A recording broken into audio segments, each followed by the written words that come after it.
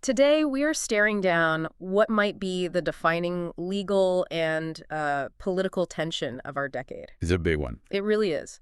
We're talking about the conflict between cutting-edge artificial intelligence and what is probably the most fundamental American liberty, the First Amendment. Specifically, AI-generated content, deepfakes. Exactly. And the fiercely intense, almost panic legislative sprint that's happening right now across the country to try and get a handle on it. And, it's not an overstatement to call this an existential tightrope walk for American law. It really is. How so? Well, on one side, you have these shockingly realistic synthetic media videos, audio images that can be produced cheaply, quickly at home, and they pose these tangible, immediate threats. To democracy, to individuals. To the integrity of our democracy, to individual safety, absolutely.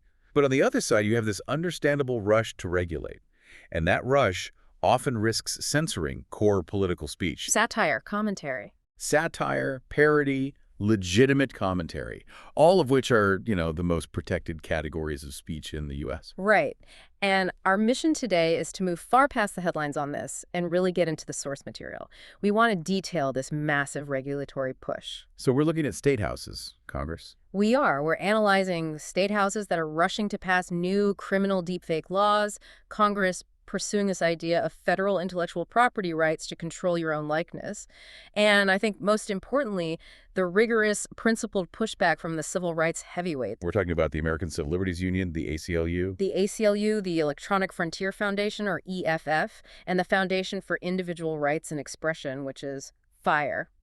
Okay, so to properly define the stakes for our deep dive today, what are we actually talking about when we say deepfake? It's a great question because the term gets thrown around a lot. We're talking about sophisticated synthetic media that's created using deep learning and machine learning algorithms. And the core challenge here, it isn't just that they're doctored, like a bad Photoshop job from the 90s. No, not at all. It's that they are highly realistic, they're easily scalable, and critically, they're created by algorithms that are constantly learning to mimic human appearance and voice with more and more fidelity. Which fundamentally undermines our trust in all forms of audiovisual evidence, what you see and what you hear. Exactly. And the harms aren't theoretical anymore, are they? They are documented, they are devastating. And civil liberties groups, like the ACLU, they acknowledge this. They see three key areas of damage. Okay, what are they? First, widespread misinformation, the kind that just muddies the public square and erodes the very possibility of having a consensus on reality. Right. Second would be direct defamation, ruining reputations, careers, almost instantaneously. And third, and this is a big one, severe privacy violations, particularly when we're talking about non-consensual intimate images being generated and spread. It is a huge, immediate threat that lawmakers feel they have to stop. Which is exactly why the urgency is so palpable right now. We're moving beyond just a technical definition into real-world applications that are driving this entire legislative push.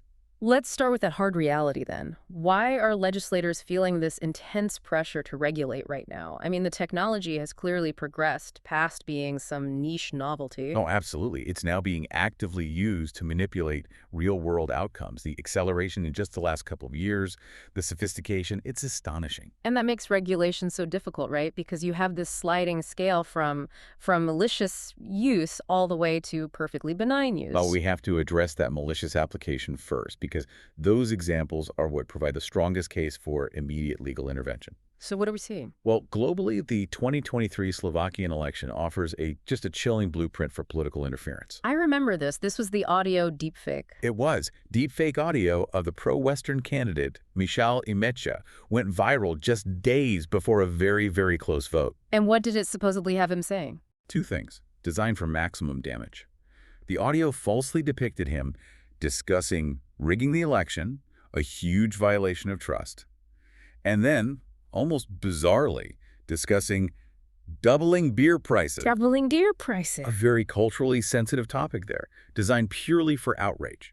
It shows how specific and targeted these can be. What made that case so insidious wasn't just the content, though. It was the deployment, the timing. Timing is everything in election interference. And critically, even when some of the audio clips technically included a disclaimer that the content was AI generated. Where did it? It didn't appear until 15 seconds into a 20-second clip. So after all the damage is done? That timing is not accidental. It's manipulation. Researchers who analyzed the case argued that the delay was almost certainly deliberate. It ensures the key deceptive message is already absorbed by the listener before the truth is revealed, if they even get that far. And in a close election, having thousands of voters absorb that false viral information, even for just 15 seconds? It could absolutely affect the final result.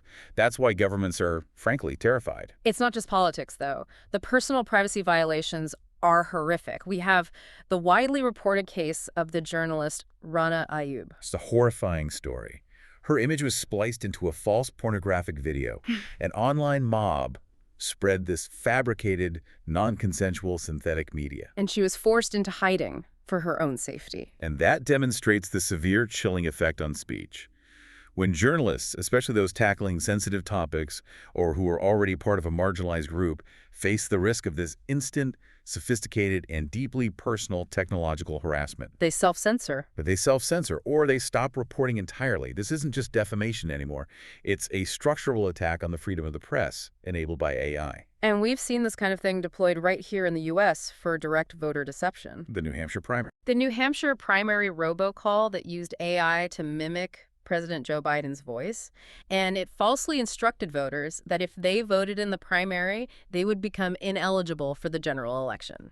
It's a classic voter suppression tactic. Yeah. Just, amplified and made more credible by generative AI to sound authentically authoritative. And while existing laws do cover voter intimidation and fraud, the speed and the low barrier to entry of AI generation, it makes it a whole new scale of threat. It does. And lawmakers are asking, how can we prosecute this effectively when the fraudster is basically impossible to trace and the content can be made in 5 minutes on a laptop? That urgency is completely understandable. But to your earlier point, the difficulty of regulation comes from the fact that not all synthetic media is malicious. Not at all. We have plenty of non-malicious, even beneficial uses. Like what? Well, think about Jordan Peele's machine learning video of Barack Obama. The PSA about fake news. Exactly. They used a deepfake to teach media literacy. They were essentially fighting fire with fire, showing people how convincing these fakes could be. And what about cultural and artistic uses? I mean, the Dali Museum brought Salvador Dali back to life using AI to interact with visitors. Which is fascinating. And from a constitutional perspective, this is really important because it illustrates that the tool itself, the AI algorithm, it's neutral. It's all about the intent. It's the intent and the context of its use that matters. And most critically, for this entire First Amendment debate, we have satire and parody. Right. The Babylon Bee routinely uses AI or synthetic imagery to mock political figures, and these are protected forms of speech. But technically, they're often indistinguishable from the malicious deepfakes we were just talking about. The technology is the same. It is. And these are the uses that civil liberties groups are fighting tooth and nail to protect from any kind of overbroad legislation. So that brings us to the regulatory response. The reaction from state legislatures has been, well, dizzying. It's a blitz. According to groups tracking this, like Public Citizen, you've got anywhere from 19 to 26 U.S. states that have either passed or are actively considering laws to regulate AI-generated media. And the focus seems to be on two main areas, election influence or non-consensual intimate images. But election integrity is really the main driver right now. That focus on elections is logical. These laws typically restrict the distribution of this media within specific timeframes, say 60 or 90 days before a vote. But they have to be extremely careful to thread what we call the constitutional needle. Oh, absolutely. If the law is too broad, it suppresses legitimate political speech. If it's too narrow, it's completely useless against sophisticated manipulators. So let's analyze one of the most cited examples of a state that is attempting to thread that needle, Minnesota Statute 609.771. Right. This law criminalizes widely sharing a deepfake within 90 days of an election. So why is Minnesota's law held up as potentially constitutional? What did they do right? The reason is its high requirement for specific malicious intent, or what lawyers call scienter. They didn't just ban the content, they banned the specific harmful conduct. Okay, so what does the state actually have to prove? The state has to prove two things. First, that the person knew or should have known the content was unauthorized, and second, that they acted with the intent to harm a candidate's reputation or influence the election result. That dual requirement seems crucial. It is. So if I accidentally share a deepfake of a candidate yelling about beer prices, I haven't violated the law because I didn't have that specific intent to cause harm. Or if you're a political satirist and you clearly label your work as a parody. you're also likely protected. It's that high bar for intent, moving beyond just knowing something is false to proving a malicious motivation that provides the necessary First Amendment buffer. Right. That specific intent requirement is the hardest thing for the government to prove, but it's essential when we're talking about political speech where, exaggeration and satire are staples. Exactly. If the law merely criminalized the act of creating a false image, it would be struck down immediately as an overbroad, content-based restriction. Now, many other states, we're talking Alabama, Florida, New Mexico, Oregon, Wisconsin, they've enacted bills targeting deceptive media, but they often opt for a different route, like mandatory disclaimers in political ads. And we'll get into why even that seemingly benign approach is constitutionally fraught a little bit later. Right. But the best example we have of a real judicial pushback against a broad state law came right after California enacted Assembly Bill 2839. This was signed by Governor Newsom. It was aimed at curbing the distribution of materially deceptive AI media that was intended to mislead voters. And California's law was ambitious, but it was also deeply problematic in the eyes of these civil liberties groups. Why was it so concerning? It was uniquely broad for two reasons. First, its definition of materially deceptive was seen as really vague. Okay. But second, and more dangerously, the law allowed any viewer of the deceptive media to file a lawsuit seeking damages. Any viewer, not just the person being defamed. Any viewer. Think about that. You don't have to be the victim of the defamation or the fraud. Any citizen could weaponize the law. And critics immediately warned this would just chill legitimate discourse by inviting endless nuisance lawsuits. And that's where Daniel Kohls and the Babylon Bees stepped in. They sued, arguing the law directly targeted their use of parody and satire. And they won a significant victory pretty quickly. Tell me about that. U.S. District Judge John Mendez issued a preliminary injunction blocking most of the law's enforcement. This was the first major judicial setback against a broad state deepfake law, and his ruling is really a constitutional bellwether for all the others. So walk us through Judge Mendez's reasoning. Why did he find the California law unconstitutional, even when the state has a compelling interest in protecting its elections? Well, Judge Mendez acknowledged that. He said the state's well-founded fear of a digitally manipulated media landscape was justified. However, he emphasized that this fear does not give legislators, and I'm quoting here, unbridled license to bulldoze over the long-standing tradition of critique, parody, and satire. So he focused on the overbreadth of the law. It just restricted far more speech than was necessary to achieve its goal. That's it, exactly.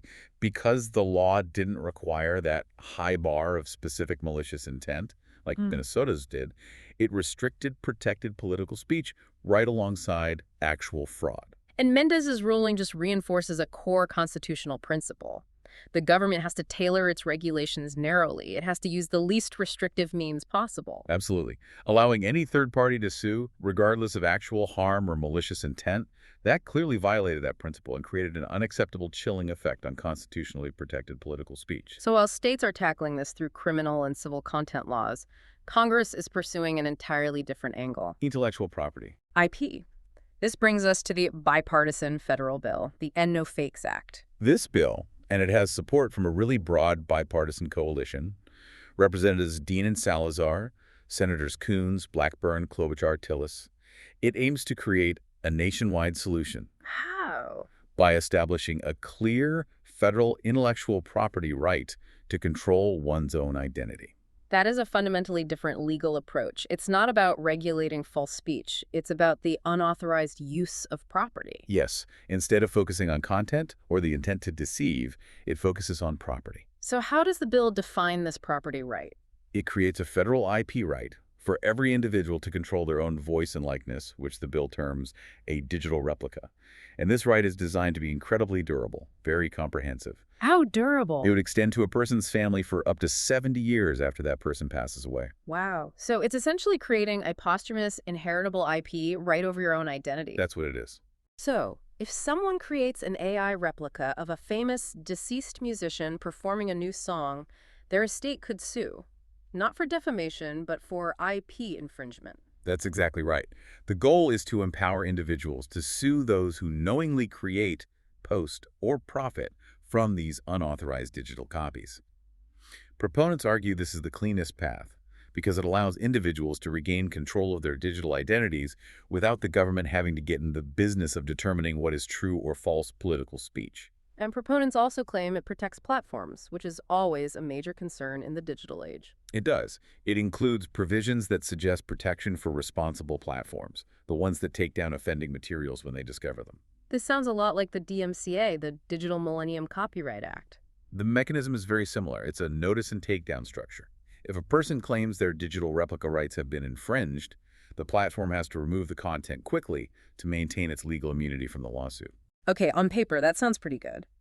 A clear property right, a mechanism for swift removal, platform protection. But property rights, especially new ones that extend this far, they often clash violently with fundamental rights like the First Amendment. They absolutely do. And when you extend property rights over a person's identity into the realm of political criticism and satire, civil liberties groups argue you create a First Amendment problem that is just as severe, and maybe even worse, than regulating the content directly. And that leads us directly into the heart of these constitutional counterarguments. It does. Okay, let's pivot to the sources detailing the constitutional bedrock of this resistance.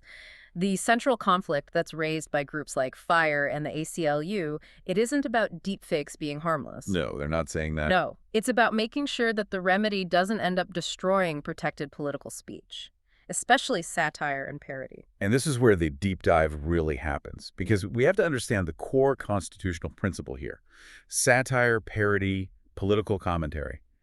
They occupy the highest tier of First Amendment protection. Why is that? Because they're essential to public discourse. They challenge authority, they hold power accountable, and deepfakes are just a new tool for creating these long-protected forms of expression. And when we talk about protecting speech, even false speech, the legal precedent is critical. Critics of these broad deepfake laws, they consistently cite the Supreme Court's 2012 ruling in United States v. Alvarez. Is the foundation for this. The ACLU's whole jurisprudence of caution is built on this case. So remind us, what was Alvarez about? Alvarez involved the Stolen Valor Act. Yeah. It was a law that criminalized falsely claiming to have received military medals. The Supreme Court struck that law down.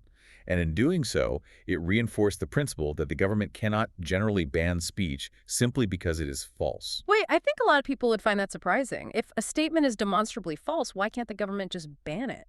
Because the First Amendment protects us from the government becoming the arbiter of truth, especially in political and public discourse. The court ruled that outside of a few very narrow, historically accepted categories like fraud, defamation, incitement to violence, or true threats, false statements are generally protected.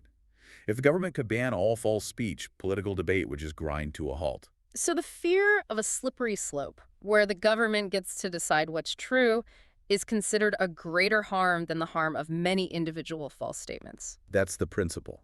And that judicial history is exactly what Judge Mendez relied on when he blocked California's deepfake law.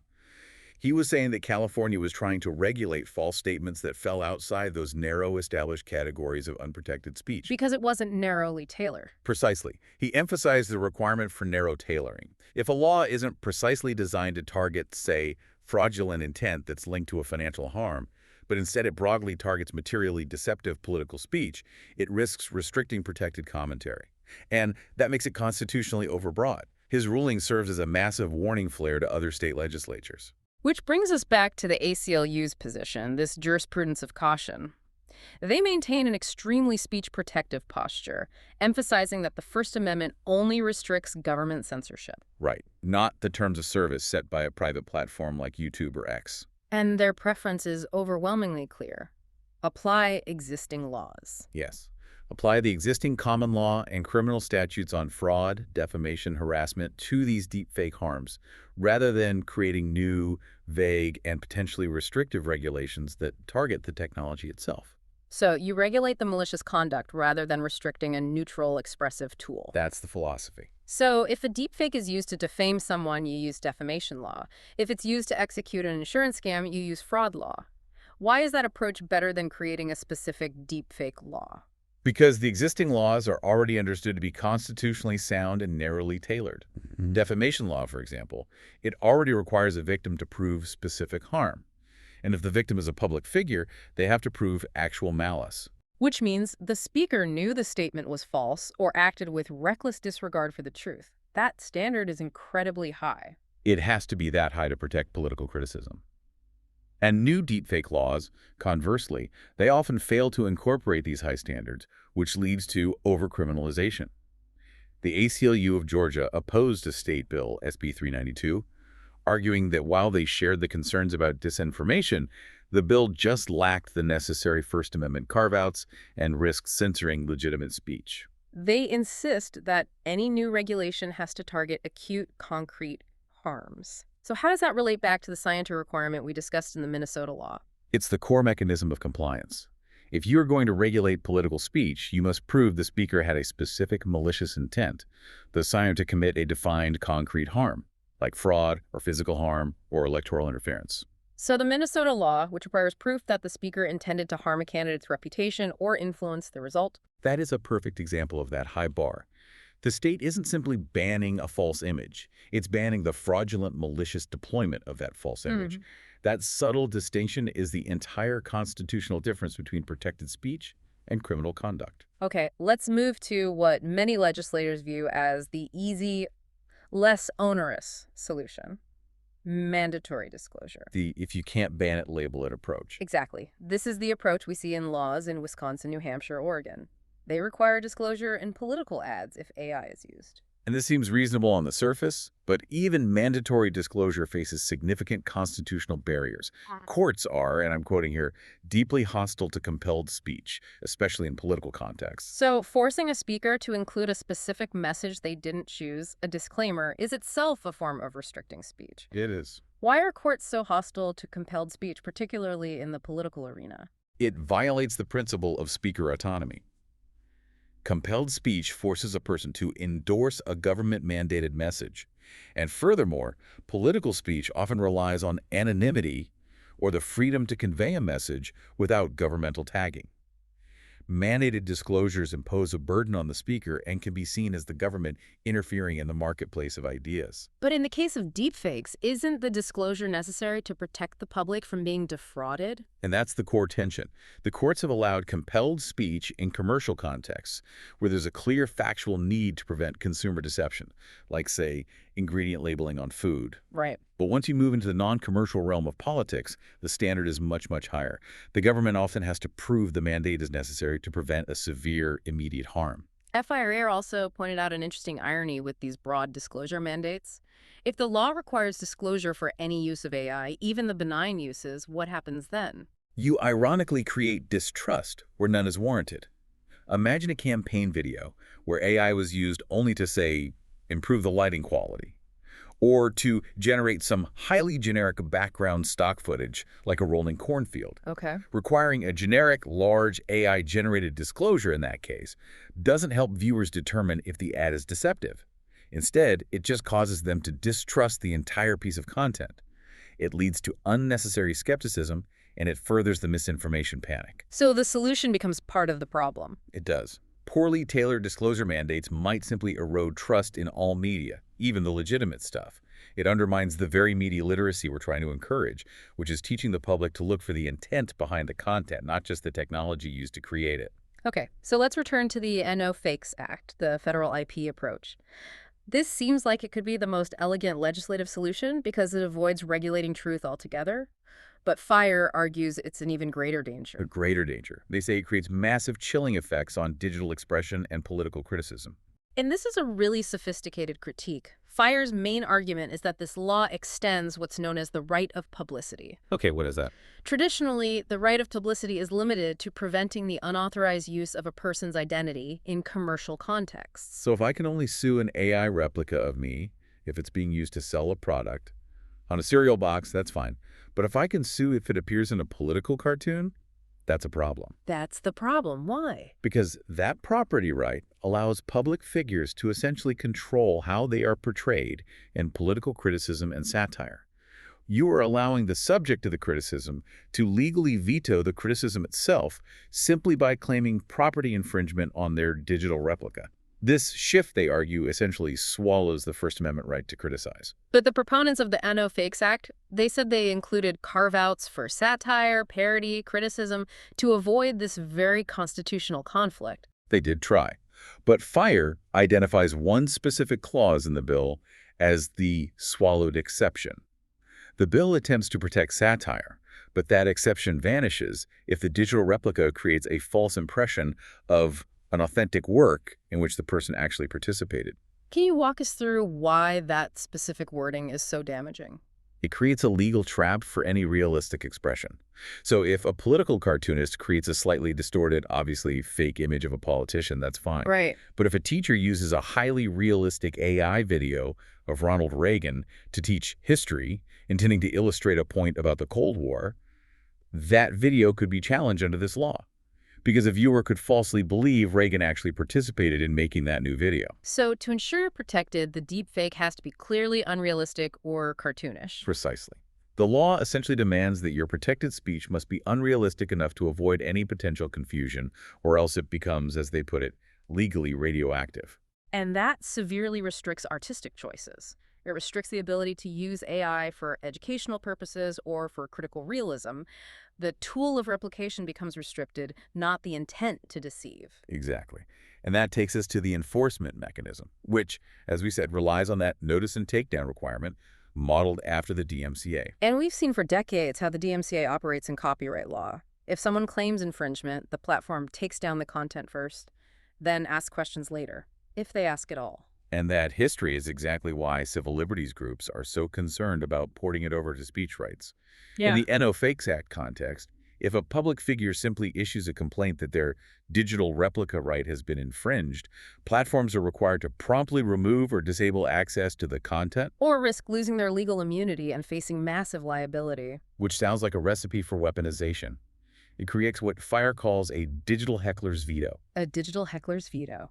Yes. The financial liability for platforms is so high that they will almost certainly delete first and ask questions never. They do this because the cost of fighting a single lawsuit, even a meritless one, far outweighs the cost of simply removing the user's content. So this mechanism allows a single complaint, often without merit, to instantly silence lawful political or artistic speech. It does. And since the process is entirely platform-driven to mitigate risk, the courts never get involved to protect the speaker's First Amendment rights unless that speaker has the money and the time to sue the platform, which is expensive and very difficult.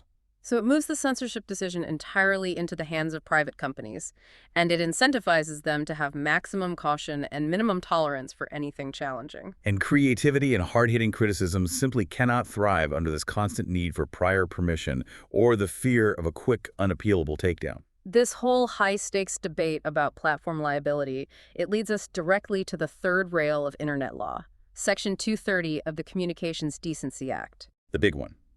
The EFF argues that weakening Section 230 would harm free speech by shifting liability onto platforms, which is exactly what the No Fakes Act encourages. So, for anyone who needs a refresher, what is Section 230? Section 230 is crucial. It's the law that protects providers and users of interactive computer services from being treated as the publisher or speaker of content created by third parties. Simple put, platforms are not legally liable for what their users post. And why is that protection so vital, especially in the deepfake context? Because without Section 230, platforms, especially the small ones, would be legally responsible for every deepfake, every piece of defamation, every instance of fraud posted by their users. And since they can't reliably detect all of this content, They would be forced into a defensive posture of intensive filtration and censorship. so instead of regulating deepfakes, we would essentially be creating a mandate for platforms to self-censor all risky content. Precisely. If we weaken 230, the consequence, according to the EFF and the ACLU, is profound structural censorship that affects everyone. Platforms would inevitably have to remove protected speech, like parodies and satires, simply because they might look like a deepfake and open the platform up to expensive liability. And on top of all that, the technological challenge remains immense. Deepfake detection is computationally demanding, and the sophisticated fakes are specifically designed to evade the existing machine learning models. So increasing liability for content that platforms cannot reliably detect in real time is functionally equivalent to forcing them to ban all synthetic or potentially synthetic content. That broadly shifting liability structure leads to de facto government regulation of speech, because the platform rules effectively become the dominant censoring force in the digital public square. And we see this battle over platform accountability playing out not just in deepfake laws, but in efforts by platforms to use their own contract terms to prevent criticism. Right. Let's look at the joint ACLU-EFF brief that was filed against X, formerly Twitter, in their lawsuit against the Center for Countering Digital Hate, or CCDH. This case is a perfect illustration of how private contract terms, like a platform's anti-scraping policy, can be wielded to suppress essential public interest research. Okay, so what happened? CCDH used automated data collection, or scraping, to gather data, and they used that data to inform research that was critical of X, alleging the platform was allowing disinformation to persist.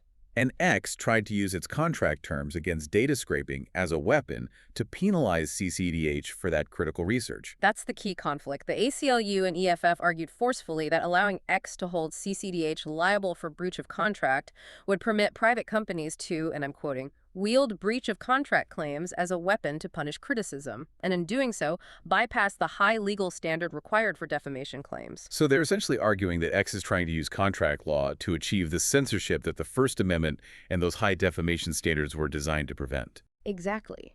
This legal strategy poses a significant danger to researchers, to academics, to journalists who rely on these basic digital tools to provide the public with necessary insight into how these powerful platforms make content moderation choices, manage privacy, and impact our public discourse. So in essence, whether the government is directly censoring speech through deepfake laws that target content, or whether private platforms are censoring criticism through contract law to protect their image. The underlying concern for civil liberties groups remains the same, protecting the open flow of public interest, information, and commentary. So the battle for the First Amendment today is being fought on multiple fronts, in state houses, in Congress over IP law, and in courtrooms over private contract enforcement. To synthesize this entire deep dive, the core conflict is persistent and unavoidable. You have this very real urgency to regulate deepfakes, to protect election integrity, and shield individuals from harm. And that is constantly battling the constitutional imperative to protect free expression, satire, and criticism.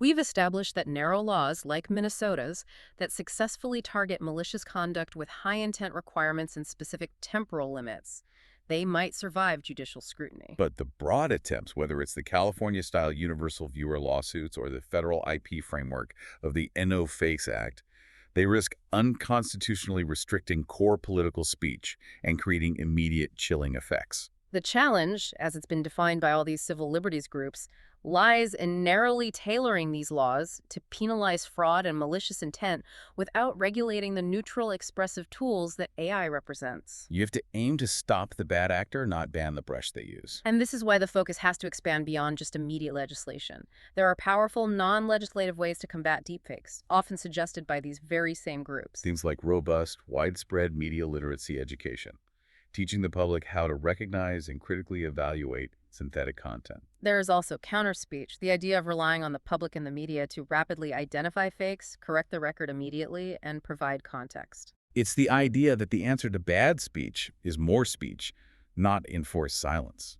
And perhaps most ironically, the advancement of deepfake detecting technology itself is crucial, which often uses AI to fight AI. It's a technological arms race where detection mechanisms have to constantly evolve alongside the creation tools. You know, if we look at this historically, every major new communications technology, the telegraph in 1858, radio in 1938, even the proliferation of digital photo manipulation tools like Photoshop in the 1990s. They all generated intense public fear. Intense fear. And predictions of the demise of truth and reality. And yet, society has always adapted. We've learned to approach emerging media with a more critical eye, and we've developed social norms to navigate the new landscape. And that historical context is so crucial when we're facing the existential fears generated by AI. Freedom of speech is timeless. And if society erodes those fundamental rights in the face of fear over new technology, the problems we create will be far greater than the deepfakes themselves. The question is whether we sacrifice liberty for perceived security against a moving technological target. Which leaves us with the final provocative thought for you to consider. When we debate regulating AI, are we acting primarily out of a necessity to prevent proven fraud and concrete harm? Or are we acting out of a widespread fear that unnecessarily limits our ability to adapt to a technologically changing world?